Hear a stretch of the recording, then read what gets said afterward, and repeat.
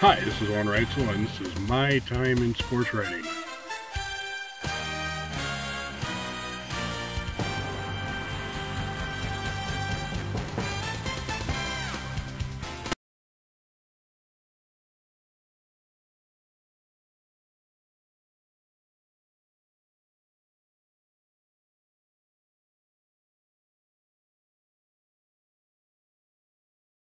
I began my time as a sports writer, or what they normally call a stringer, back in 1991 when the Mitchell Daily Republic hired me to take scores from local games, football, basketball, and write very short stories for them.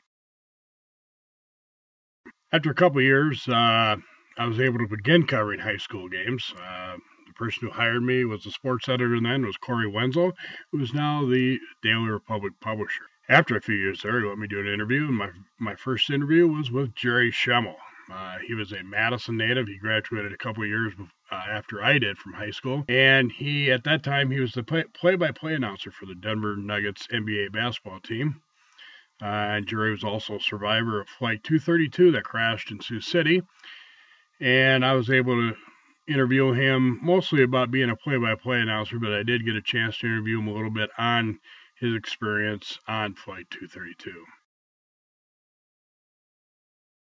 Over the years, a lot of sports writers they might get to interview a pro player, but there's very few, I would guess, that get to interview somebody from their hometown.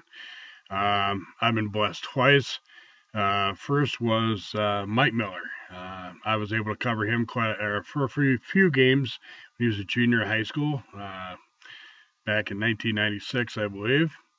I got to cover him some at the Corn Palace. I got to interview him quite a bit, and for me, it was a big thrill after interviewing him and following his career to Florida and then into the NBA with the various teams that he has played on, and up to even last year when he played for the Miami Heat, who won the NBA championship.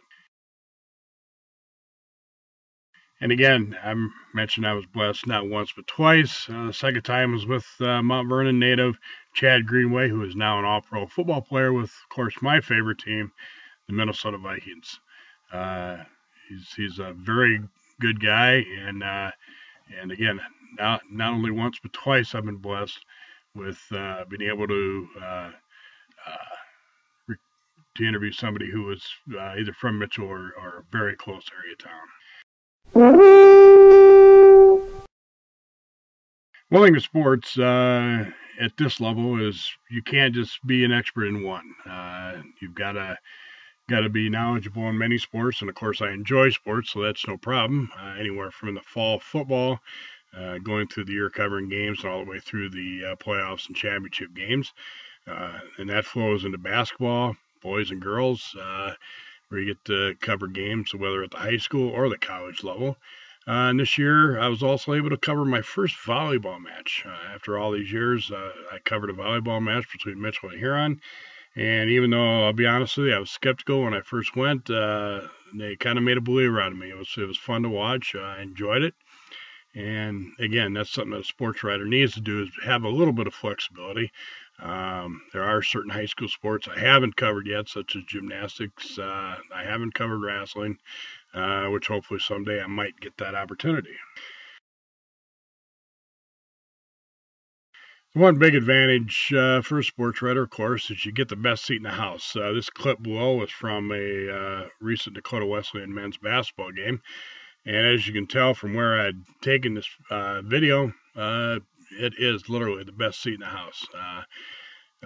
You get to hear the action up close. You get to hear both coaches. Things that you possibly can't hear from the stands that you can hear down there. And the amazing thing is, not only do I get the best seat in the house, I get paid for being at the Corn Palace and sitting in the best seat in the house.